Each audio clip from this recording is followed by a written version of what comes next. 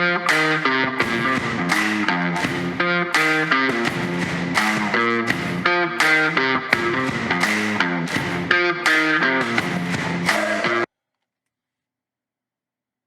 everybody, and welcome to the Sports Card Advantage podcast. This is episode 64. We are recording a little bit early this week, Thursday at 10:05 p.m., 6/16/2022. Mr. Bunk is joining us as always today. What's going on, buddy? Not much. How you doing? That's a bit of a loaded question these days. Yeah.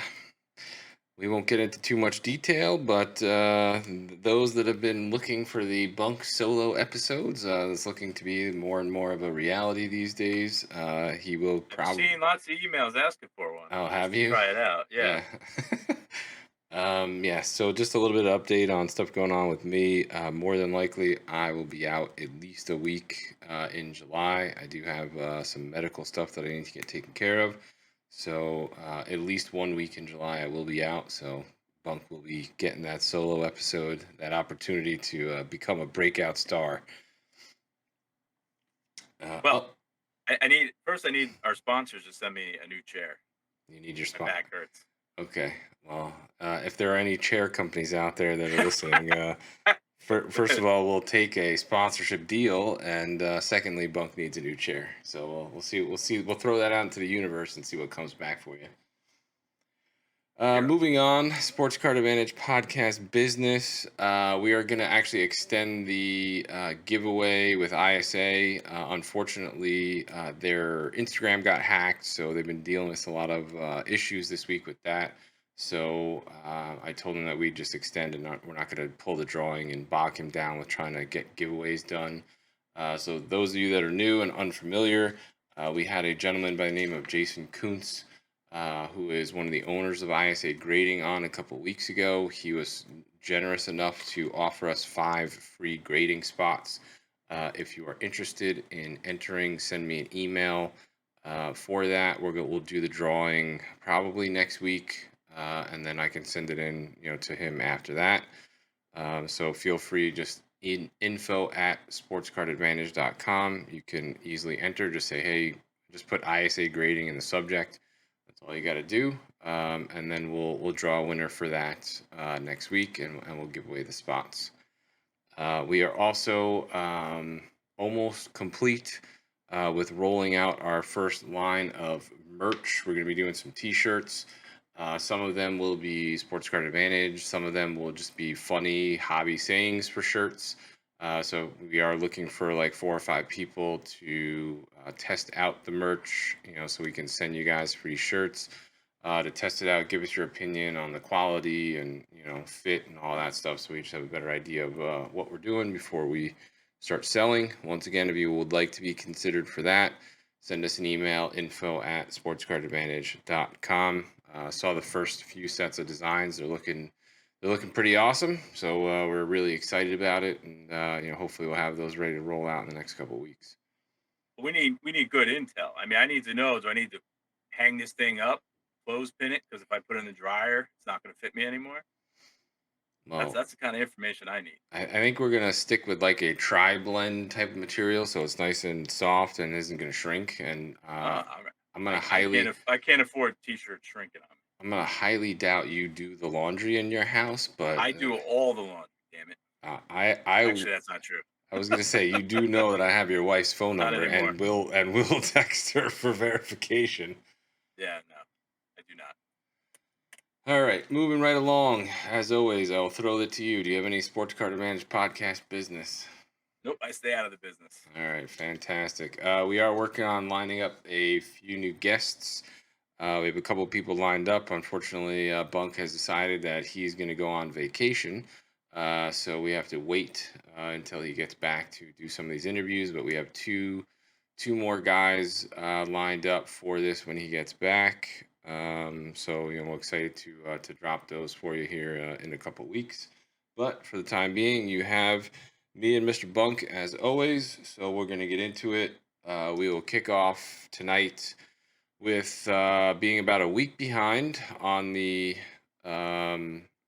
Fanatics college deal. I know this has been talked about a little bit, so we're just gonna quickly, discuss it. We would have talked about it last week, but we had the Nat interview, so we want to just address it. For those of you that are unfamiliar, Fanatics signed a deal, I guess, with the NCAA or whoever it was that they're now going to be producing college cards, which means guys that are freshmen, sophomore, junior, seniors are going to get their own cards, and basically it just gives them the ability to sign NIL deals with these players, and you could have a freshman card, and now does that potentially becomes a new rookie. You don't have to wait until these guys are seniors or already declared for the pros before you can start doing cards of them. Does that change the who gives a shit about college cards attitude of the hobby, or do you think it's status quo and the college product that comes out now that initially spikes and then tanks in value? That's going to be something similar to this with this new deal. Uh, I was thinking about this. I'm not sure. I think the difference now though is it will feature the actual college logo now on it, Yeah. which could have some increased appeal.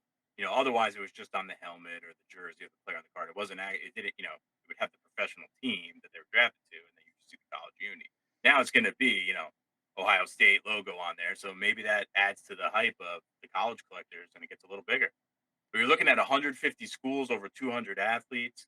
Um, and out of those 200 athletes, how many are football and basketball players? And I would have to imagine most of them. Probably, yeah, probably nearly all of them, right? So, Yeah. what, you know, they don't have the Bowman type product. Whereas in baseball, if you told me this was loaded with baseball players, I'd say, okay, some people like their first Bowman, some people like their first rookie card logos. In the college world, I don't know what there is. To your point, maybe if this takes off, yeah, oh, I got a freshman card Well, of so and so so. I mean, here's where I think it gets interesting. Let's take Tom Brady for example. When Tom Brady started at Michigan, he was a nobody. Even when he got drafted, he was a nobody. So Right. you tell him like so. My question is, if you had a Tom Brady rookie or freshman auto card when he was a nobody at Michigan, and then get to like year two or year three of his career, and all of a sudden he proves that he is legit pro, and starts winning games, starts winning Super Bowls, are people going to go back and get that card, and the value of that card is going to pump? Same with like a Patrick Mahomes. Mahomes for the first year of his career wasn't really much. Even if you look at his rookie cards, the first year of his career they didn't sell for shit, and then all of a sudden it's like, oh, this guy's a talent. Do people go back and then start to pick up and acquire those freshman, sophomore, whatever their first card or first auto is? Because it really isn't a first auto type of feel for football and basketball. But do people go back and get those, and do those values pump up versus going the other way around? My take on this is going to be it's not going to. I think if people don't go back and buy the college stuff now, I don't see how this is going to be any different. The main difference here for me is the players are making money off of it. Some of them, not all of them, and the school logos on there. But otherwise, for me, your football and basketball collectors, they already zero in on what they believe is to be like the top set or the top card or the top chase piece, and I don't know that they're going to go back and grab a college card as the centerpiece. Well, not as a centerpiece, but you know, But see, I, the way I look at it is, I always think the earlier the card is more attractive to me. That's my personal. So people hear me talk about, Bowman's best versus Bowman Chrome and Bowman Draft all the time. A lot of guys have early Bowman's best cards in baseball, but they're not actually rookie cards till 2 or 3 years later. And then all of a sudden, the rookie card logo is the one that sells for more and hangs on to the better value in the earlier card. I'd rather have the earlier card. So it's what everybody's looking for. Like some people want the rookie card logo, some people want the professional uniform, some people want the first Bowman. well, It's just your preference. yeah, and I'm not saying that whenever whatever year Tom Brady started at Michigan, and he would have gotten his card. Like, I'm not saying that that card's going to outrank any card that has the rookie card logo on it, but at the same time, I do see that there would be a potential opportunity that card would spike in value once he proves that he can, that he's a pro. like guys that have been drafted in Okay, late I so in later so I rounds, that are nobodies, but then all of a sudden are winners. I definitely could see, collectors going back and scooping those cards, and the value goes up. well, I'm gonna collect all the kicker autos. That's my goal. I'm gonna collect all the kicker autos coming out of the set. Yeah, When one of them you eat your becomes heart out the on next that. Vinatieri, I'll be loaded. Is what you're telling me. I mean, I just think that there'll be value there. I think it's something different, something new. It's licensed and all that other stuff, and it would be then their first autograph on a card. And I think that would have that personally. I think that would hold value. I think it's gonna spike it earlier than normal, but I'm not sure how you know But it how wouldn't long it's gonna do it. in a case like Tom Brady. It wouldn't spike it until after he's already a year into his career. Because he got drafted in the sixth round. No one knew who the hell he was until 2 years into his career. So the value wouldn't spike until all of a sudden he's winning games. Right. But So even then, I don't think it's not gonna outperform anything else. I mean, yeah, I see what you're saying. You can stash some of eh, these things, stick yeah, them in a top loader, stick them in a box, and then if eh, they get high draft pick and shine, might be sitting on something. well, that's what I'm saying. Either high draft pick or the middle to late round draft pick, but all of a sudden they're stud. Then you probably could have acquired that card for $10, and maybe turns out to be worth three or a couple $100. So I think that's definitely a possibility in situations like this. Same as basketball, guys that are mid round picks that become late mid to late first rounders that nobody's really thinking is going to be anything, and then they turn into a stud or win a title or whatever. I definitely think there's going to be at least potential spike upside. It may spike a bit and then come back down, but I definitely think there'll be some opportunities there for that.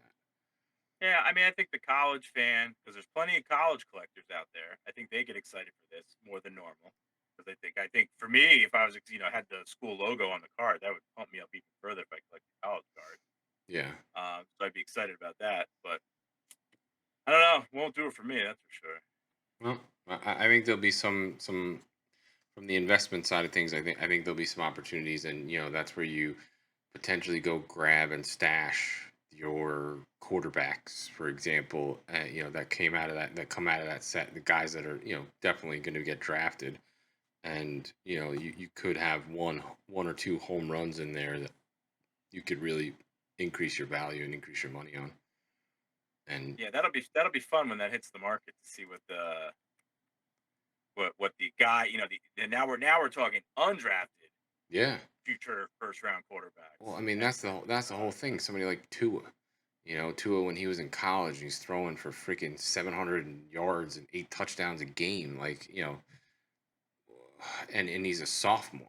It's yeah, like he's and still and got. his boom, this card would have sold more than any auto is now Yeah, I mean that's the whole thing. It's just like where does this on all pure speculation. yeah, where is this all gonna fit? When these guys are, 1 or 2 years in, some freshman stud that comes out, puts up numbers and doesn't declare for the draft and is coming back. Where does this all go? I mean, I think there's a whole nother market because then you could have some guy, let's take Ryan Leaf, for example. Ryan Leaf is a stud in college, he goes second in the draft, and then all of a sudden he shits the bed in the pros. I think, obviously you have the reverse effect on these cards. So I think Yeah, there's definitely going to be a whole new type of market for some of this.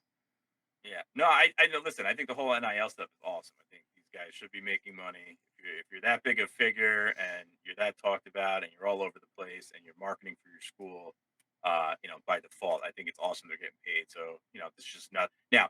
All these other stories coming out, these schools are competing with each other. They're having booster wars at this point. I mean, Hmm. you're going to have a salary cap. You're going to have an NIL salary cap. I think within 5 years because it's going to get out of control. But I think it's cool that they're earning money. Well, I mean, some of these guys are earning seven figures in college, Yeah, which is great. Yeah, I would agree. Simply because God forbid you get hurt, or God forbid you bust out as a pro, and you don't make it. There's been plenty of guys who just can't translate into the pro game. You've already made a bunch of money, so at least you can set yourself up for a bit, to get on your feet in life. And you're not just I, a commodity.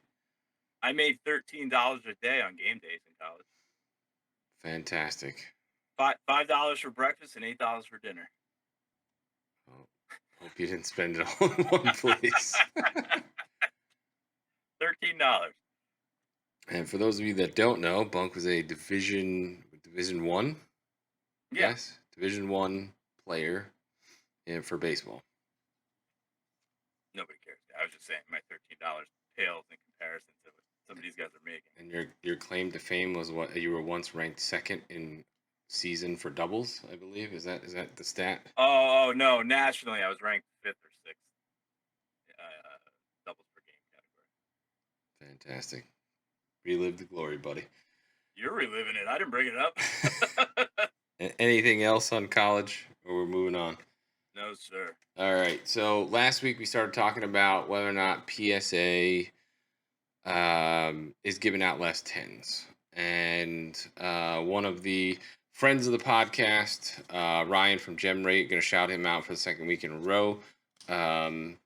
He went on the Luca Tiger LeBron podcast. For those of you that don't listen to it, it's a daily sports card podcast. Those guys are awesome.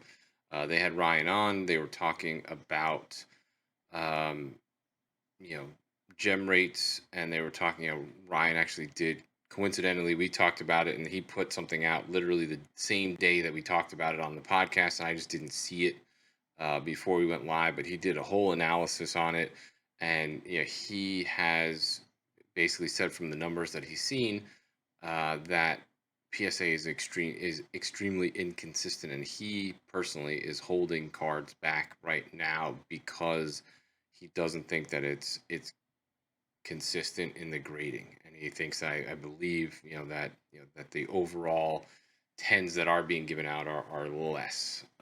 So the question that I ask you is, as this anecdotal and statistical conversation continues to gain steam on social media and amongst the hobby, is this going to open the door for SGC and BGS as someplace you're going to send your cards if you don't think you can get a 10? Your BGS 9.5, your SGC 10 is going to be more valuable than your PSA 9. So are you potentially sending something to those versus PSA because you feel you have a better shot of having something that's going to be a 10 or a gem mint from BGS and going to be worth more money?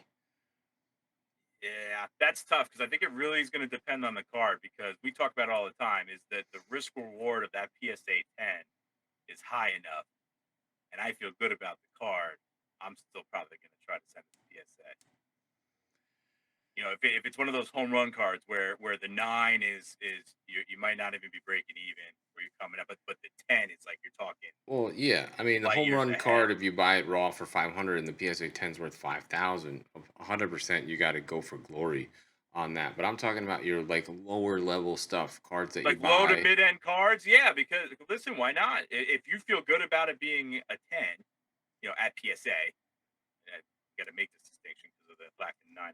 But anyway, if you feel good about it being a PSA 10, but you feel bad about it coming back to PSA 10 because it's thrown out nines everywhere, yeah, logically, I'd say the next best thing to do is send it to BGS. Just lock in the 9.5.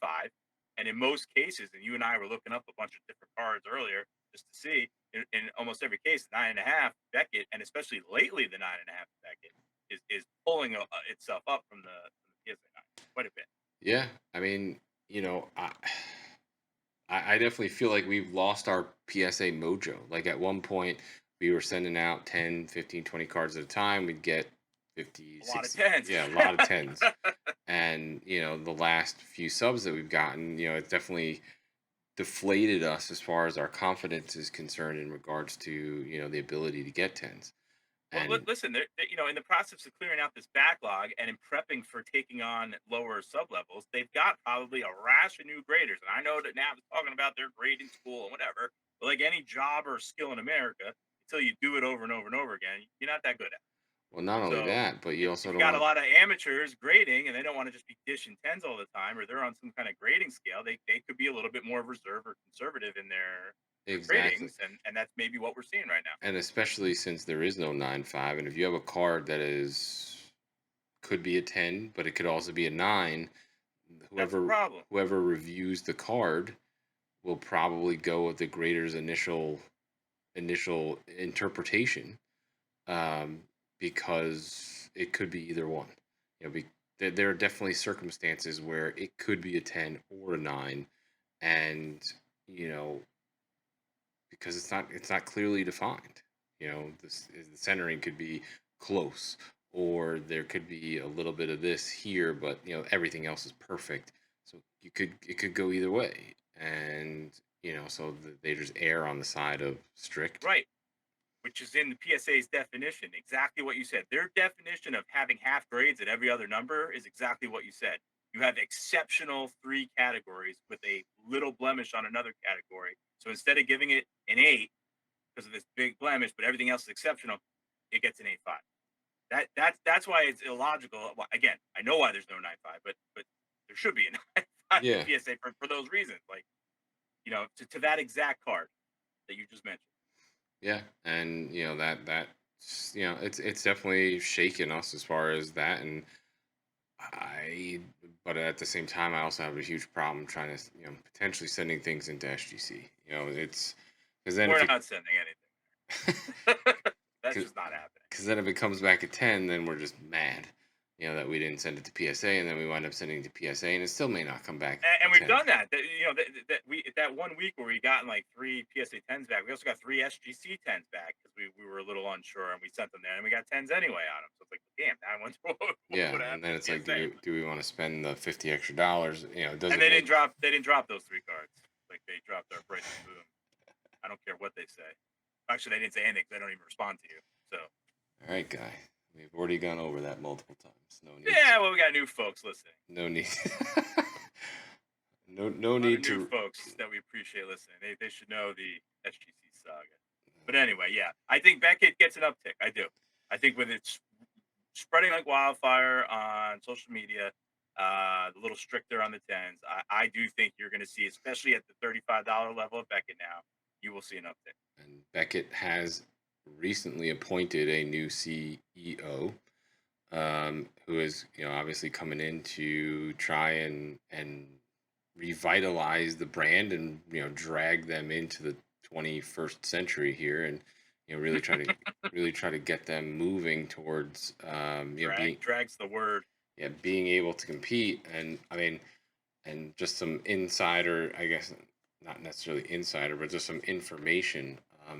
I My day job is in marketing. I work for an agency, and I actually reached out to him on LinkedIn as soon as I saw the announcement and said, "Hey, if you need any marketing help from somebody that knows the hobby, let me know." And he actually responded to me, and he told me what they were looking for from a marketing standpoint, and they're definitely looking to improve their brand image, and looking for ideas to basically get them to a more modern, not outlook, but a more modern brand. They want to be on the same level as SGC and PSA in regards to the way people see the brand, and they want to start to communicate more with the younger audience. So I would imagine it may not be immediate, but I definitely think that once the ball gets rolling, the new CEO that comes in for Beckett is going to make some changes, and they're going to start doing some different things.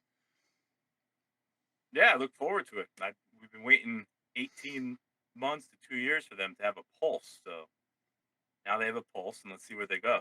Yeah, it's faint. It's a faint pulse right now. I wouldn't say it's a strong pulse. It's faint. I mean, the dude literally got in there a couple of days ago, but we'll see. We'll see what he does with it. And Yeah, I mean, I've heard no horror stories yet of them reopening and turnaround times. The one we sent in came back quick as heck. So it seems like they got it together there. I just don't know. Are they still working on a backlog too? yeah. Oh yeah. Yeah, Beckett's still clearing probably the worse backlog. than PSA. Only because they didn't clear it out as fast, not because they had more cards. Yeah, I mean they shut down for a bit and then they reopened and nobody knew that they were open again, and had to go through the rumor mill of social media in order for us to figure out that they were open again. But yeah, Yeah, like you Google "did Beckett die" and it actually finishes the sentence for you. So yeah, they are still clearing a backlog. I know that people are still waiting for stuff, but similar to PSA, they're handling new stuff and old stuff at the same time. They have their economy back open and all that. So They just have to do a better job of their marketing. Yeah, well, swoop in right now and storm social media with why it's cool to send to Beckett. Especially now's the time to strike.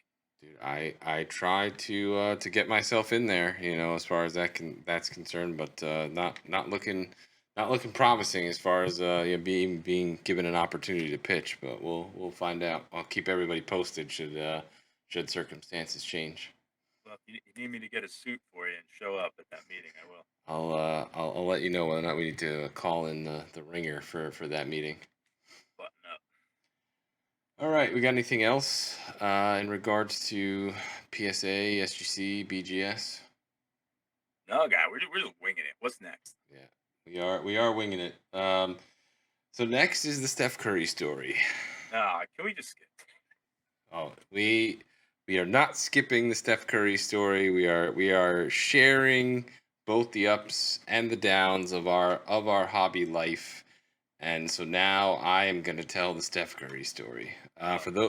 For those of you that listen to us regularly know that we bought a 2009 Topps Steph Curry HGA 9.5, and we purchased this in the hopes of cracking it and sending it into either PSA or BGS based on, once we got it in hand and had a chance to look at it under microscope and making a judgment whether or not we felt that it could get a PSA 10 or BGS 9.5. So we got it in and we took a look at it. And we felt that BGS was our best option, simply because we didn't necessarily think it would come back at 10. And a BGS 9.5, I paid $1750 for it. Beckett BGS 9.5, if we could have gotten the equivalent, would have gone for roughly $3,500 to $5,000 at the time, so it would have been a fantastic flip. So that was the logic. And then Mr. Bunk, Dr. Bunk, in the case of when cracking slabs, we were attempting. I was forced to crack this under increased pressure. Yes, the They doctor trying to make a video. The doctor could not perform when others were watching. So this would be We can't post the video because I don't think I've ever dropped that many f bombs in my entire life. So we decided to record some videos in regards to how to crack an HGA slab or how to crack a slab in general. This was card number 2. So the first card that we cracked was Tyrese Maxey Prism Auto. And then the second card that was supposed to be cracked was the Steph. So I believe he got the top of the slab off, and then when he went to split the slab with the screwdriver, he then knifed Mr. Curry in the top of the card. And then proceeded to, as he said, drop a whole lot of F-bombs on top of that.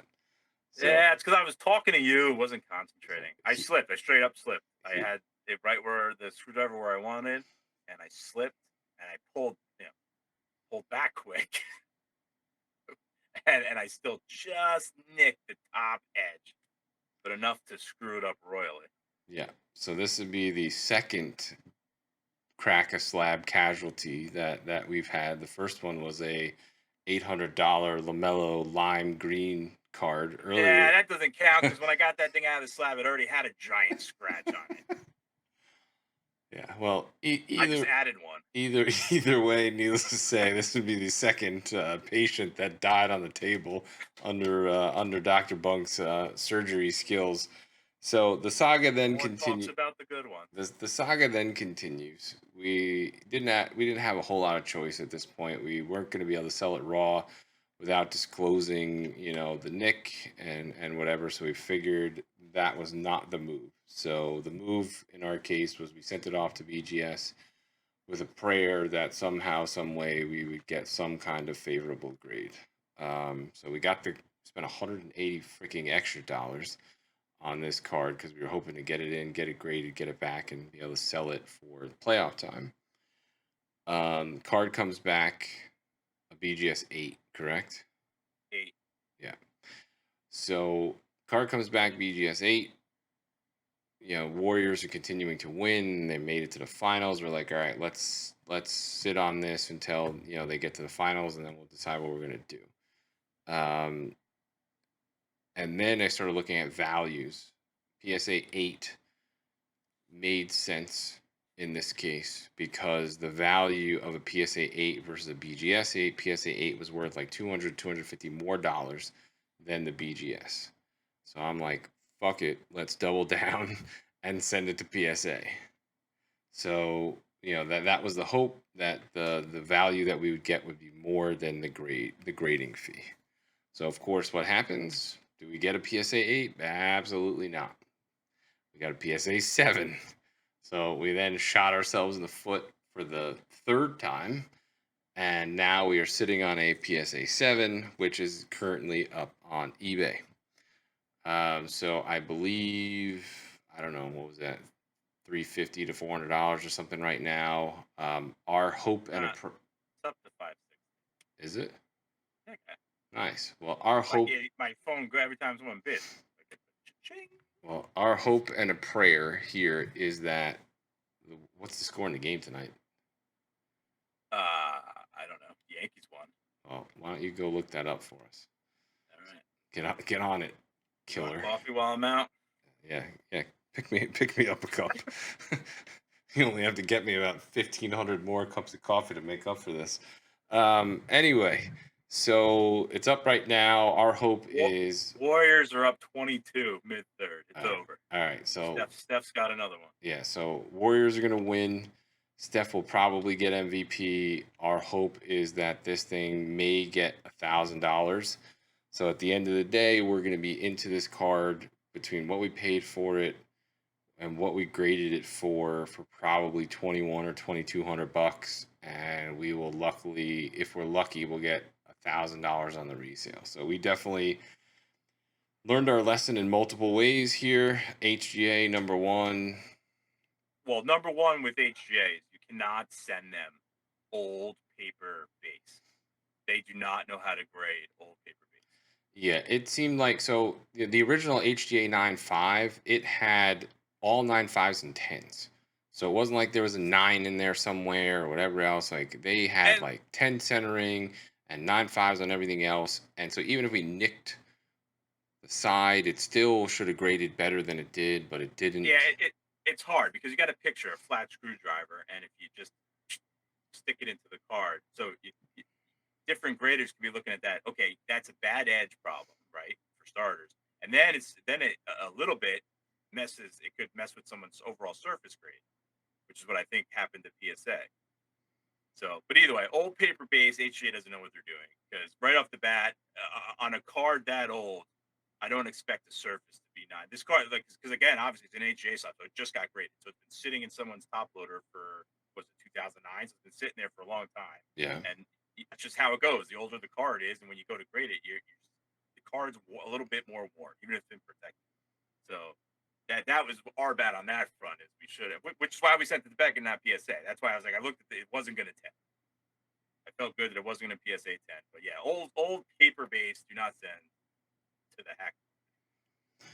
Well, yeah, I mean, if you have a Steph Curry card that's in really good shape, you shouldn't be sending it to HGA anyway, no matter what. But anyway, so yeah, either which way, this was a hobby lesson learned.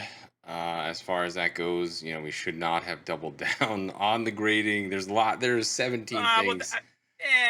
What the hobby lesson learned for me is I'm not opening this thing while on video trying to have a conversation with you what I'm doing. That's why this got foo barred. Because I was talking to you, telling you, now I'm going to insert the screwdriver into the right tub case. Unnecessary. God, we're trying to make content and educate the audience. I hear you. Well, let me open up PSA 4 of some nobody. Well, that might have been better, but nobody wants to watch a PSA 4 of nobody. Yeah, people want to watch. They want to see me jackknife Steph Curry. They want to watch the high pressure. Yeah, so if we ever post a blooper reel, the Steph will be there for you, and we'll have to bleep out the 17,000 F-bombs. I was waiting for Bunk to throw the screwdriver at the screen. Anyway, moving right along. So the Steph Curry saga Are you continues. happy now? You got Uh, that off your chest? yes, You've been wanting to talk about that for a I month. wanted to retell the story. I think it's worth telling people that, obviously, we share the good stuff that happens, the good stuff that we Oh do. yeah, We hey, gotta we gotta share the perfect at lessons all. learned and the hobby mistakes so that others do not make the same ones. But all right, we'll move right along here. Um, so, in the spirit of talking about PSA versus SGC versus BGS, we're going to look at some values of cards that, looking at a PSA 9 versus an SGC 10. So it's like if you're going to make choices on where you're going to send cards, as much as we don't love SGC, if you have a card that's a couple $100, $100, for example, and you're looking for someplace to send it, until this thing with PSA gets a little bit more defined, if you are even a little bit unsure of whether or not it's a 10, it's definitely something to consider sending to SGC or BGS. So we'll take a look at we'll kind of mix a little slab war and investment all at the same time. We're going to talk one football prospect for that perspective, and then Bunk has a minor league baseball guy to talk about. Um, so on the investment slash slab war front, we'll talk a little Tua. We rode for Tua pretty hard last year. We're gonna jump back on the train You again. say we? Yes, I said we. No, no, no, Guys, no, no, no, no. we're a team. This is a Other couple. than being left-handed, I could care less about the guy. We're a team, guy. This is a group Oh, effort. we're a team. All right, We claim our victories and our defeats together. all right. Um, so What do you got? there's a couple cards we'll look at. For if you look at the Tua market, so like optic, we'll look at his optic hollow, for example. I mean, this thing pretty cheap. You can pick them up for like $30. And if you're gonna send it in, let's say to SGC, SGC 9.5s are going for $85. SGC 10s are going for 135 to $140. I think once they get on the field in, I was about to say spring training, but that's not right. Once they get on the field for preseason, he could have insane numbers just in the fact that he can dump the ball 9 yards now to two different people that can literally stretch a 9 yard pass into 70 yards down the field. And, has the possibility to be, put up numbers. He's incredibly likable. He has a massive fan base. People want him to succeed. And I think that if that happens in any capacity this year, Dolphins win some games. He has some good games. I think his cards are going to shoot up like crazy. People love the 2020 class. People want to root for him. So my play to look at for like Tua cards is, with the optic hollows, it's easy to get a look at these and see centering corners because of the way the card structure is. So I would definitely look to buy these in bulk and try to get them off to different grading companies. PSA 9s, unfortunately, you will be underwater. SGC 9.5s, you will make roughly $10 in profit. SGC 10s, you'll almost double your money. Right, and that's where you want to be. Any car that you can find where that scenario exists is the lowest risk possible with a nice possible reward. Yeah, absolutely. And plus, with SGC, if you find a good group grader, you can get your cards graded for like 23 to $25. Obviously PSA right now, you have that $30 level that just opened, which is nice. But, you want to see, SGC, you'll get your cards back in 2 weeks, 3 weeks, PSA at the $30 level, you're looking at minimum 3 months. Right. So you got to do it now. Yeah, I mean, 3 months from now, you're already in September, and I think those cards would have already started to move at minimum. Yeah. Hopefully he's not on IR. Guy, Tyreek says he's the most accurate quarterback he's ever played with. Yeah, that was awful. By Tua. That was awful. What else was I At gonna? 5 yard outs. What else was I gonna look at? Yeah, I'm gonna just another card just to get an idea of some of these values. PSA 9s versus SGC 10s. We'll just take a quick look at like Trout, for example. Um, the Trout update. Your PSA 9 going for $999. Your SGC 10 going for double that, and your SGC 9.5 also going for the same $1,000. So, And that 9 was a bit of an outlier compared to oh the other yeah, that's right. nines. I'm sorry. Yeah, your normal PSA 9s are going for 775 to 850. So your SGC 9.5 going for a little bit more money, but I mean, just in general, you know, with the 9.5 and what seems to be right now the more lenient 10, it definitely gives pause to, a few weeks ago, a few months ago, if you would have asked me, it's like PSA all the way. There's not even a question. But now I would say there's a little bit of a pause. I mean, some of the cards that we got back as 9s, we have to take serious thought. Do we spend the $25 and send them off to SGC and hope they 10 because that's what they look like to us? It's definitely. I never thought I'd see the day where Beckett was creeping up on your list there. Hey, I'm all about the dollar, Yeah. and it's for us, I don't give a shit who it is. It could be Bunk's grading service for all I care. It's like if we can put it on eBay and make money and get, you know, make our return and then some, that's all I care about. I am a whore to the dollar. I don't ride for PSA. It doesn't mean anything to me. It's all a matter of where we'll get the best grade and have the best resale. Yeah, 100%. Yeah, that's where we are right now. So obviously we talked to Nat last week, and he has a certain company line that he has to walk in regards to that, but there definitely seems to be more and more people that are talking about a tightening of the belt and less tens being given out, and or at the very least it's very inconsistent. Yeah, So I'm a little torn on how to look at it as, okay, you're tightening the belt, meaning, okay, great, cards that don't deserve 10s aren't getting 10s. I actually am excited about that. As a collector slash make money like you do, I'm more excited that more cards. But then at the same time, I've got 15 to 20 years worth of 10s being handed out that are just astronomical numbers. So I don't know. We'll have to see. We won't know until a few months from now. Is this one of those roller coasters where it's lenient, not lenient, lenient, not yeah, lenient, or is there a change in how they're looking at it? yeah, I would agree. They may have sat down in a meeting and be like, all right, we're so well established and entrenched, it doesn't matter what we give out for a while. So why don't we tighten it up and grade cards better? and see what Who knows? happens. Yeah. Listen, are they really going to lose? How many are they going to lose?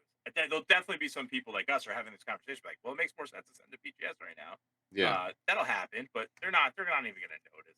No, I mean Yes. they're grading tens of thousands of cards every day, and they're in no risk of being in a situation where all of a sudden they're struggling for.